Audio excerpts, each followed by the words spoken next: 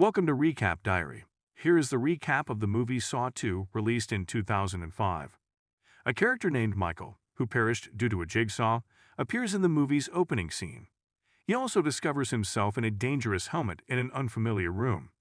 Jigsaw uses a video cassette to deliver his message, explaining why he is here. Michael is actually a police informant who frequently provides information to the authorities. Jigsaw claims that by getting them arrested, he has damaged the lives of numerous individuals. Only 1 minute remained for him to complete the puzzle, under the game's regulations. Jigsaw offers him the hint that the key to his helmet has been fixed at the back of his eye before his helmet locks and he dies.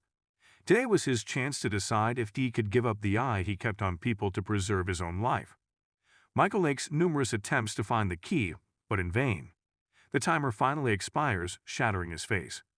However, we can see that Detective Erik and his son got into a fight. He becomes irate and tells his son to go. He tries to return to him after realizing his error. However, Daniel, this kid, was clueless and lost. Then Detective Allison speaks with Erik about the investigation of Michael's crime scene, because Erik had a message from Michael put on the wall. And from this, we learn that Michael had been Erik's informant. Erik used to receive information from someone. He learns where those masks were made after reading the text on the wall and the helmet's logo.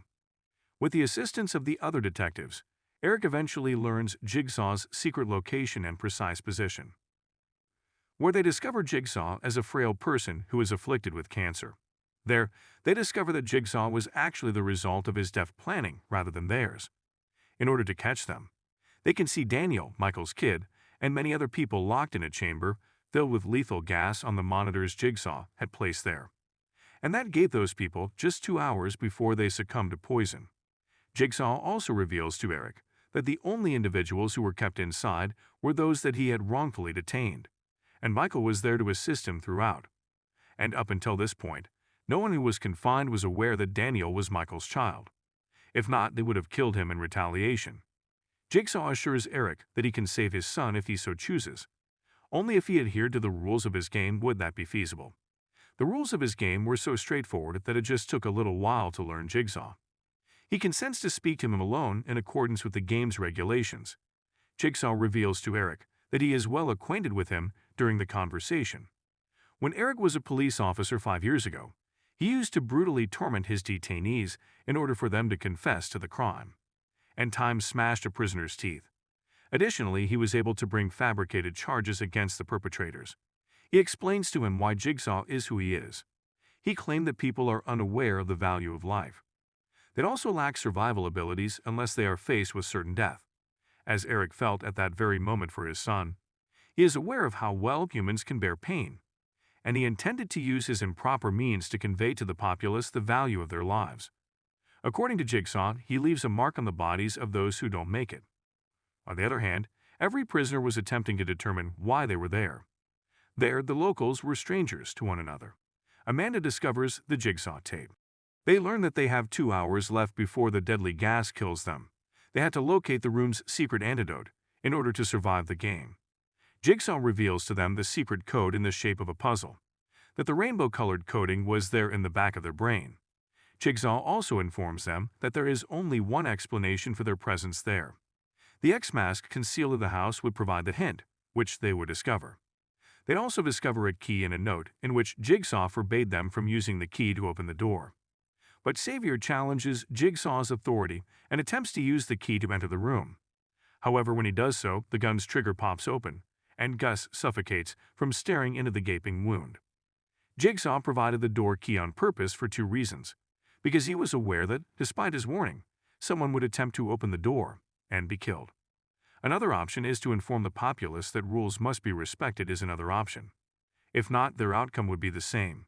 The door to the room occasionally opens by itself, and after exhaustively searching the house, they cannot locate a way out. They eventually locate the basement door. They discover a pale, the Jigsaw fresh message, among other things. The name OBI was also discovered, which was one of the convicts' names. They learn that they were there because of Obi. However, he was never aware of his own presence's purpose. According to Jigsaw, he had baked the 2 antidotes in a kiln. One of these was Obi's talent for capturing everyone and bringing them here. The second was for a different prisoner. The recorded message was a riddle that read, "Only the devil can save you when you're in hell." The message is now over, But nobody is interested in that. Xavier threatens him with death when Obi's name is made public. But Obi never feels scared. He enters the kiln to look for cures. He takes one of the antidotes successfully. The kiln door, however, automatically closes when you try to discover the other antidote. He perishes when it catches on fire, and that remedy disappears there. When they discover a second room, the timer in that chamber starts to run. They learn from the audio that Xavier used this room as a test room. He was a drug dealer who was active in creating drug addiction in others. During this exam, Xavier had to locate the room's key, which was hidden inside the needle's waist, where that other countermeasure was found. But rather than doing it alone, he drops Amanda inside. Amanda finally discovers the key after much effort, but it was already too late, and the door is permanently closed. After spending some time alone, in the first room, Xavier discovers the number. As a result, he completes the Jigsaw puzzle. At the back of each person, Jigsaw scrawled a secret code in a rainbow of colors. He kills him in order to decipher the code. They discover the element that connected them all there. That meant that everyone had been arrested in place of Daniel. And it was Erik, Daniel's father, who put them in jail on spurious charges. And when Xavier learns this, he goes outside to look for Daniel. Addison now discovers a different area where the antidote was housed in a glass container. She disregards the recording and searches for the cure, but because his veins are severed, she becomes stuck in them and perishes. Furthermore, if she had listened to the tape, she may have discovered the glass box's key. Additionally, if she had found the antidote, she might not have been slain. After hearing her yell, Xavier moves closer to her and removes her code before leaving her to perish there. A girl eventually succumbs to poison. Xavier searches for Daniel after discovering code in the bodies of numerous people. Erik loses consciousness after seeing his son's life at risk. He strikes Jigsaw really hard in an effort to learn where his son is. Jigsaw also consents to driving him there on the spot, but he wagers that he will travel there by himself. Following them, Xavier begs them for his number as he goes to the restroom. Amanda then queries his comprehension of the number printed on his back, and Xavier cuts the flesh off of his back to thrash it out. During the struggle between the two of them, Daniel strikes Xavier, killing him. Erik, on the other hand, goes to the location Jigsaw had indicated. He goes downstairs, where a force team goes in.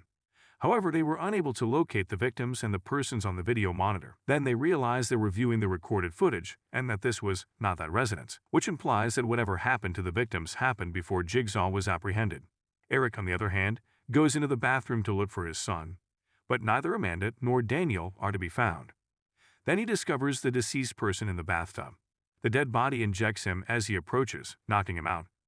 Erik discovers that he is now bound when he awakens. The fact that Jigsaw wasn't the mastermind behind everything is revealed on a recording that is nearby.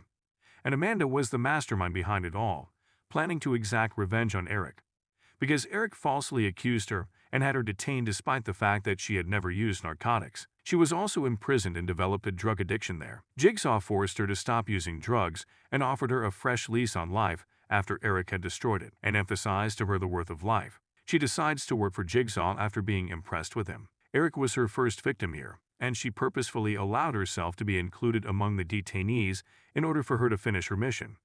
Jigsaw had additionally informed Erik that his son was in a safe location. He was gesturing in his direction, and Amanda locks the door after telling him game over for good. And that's the end of this recap. Make sure to subscribe, share, and comment. Remember, your engagement and support keep us motivated.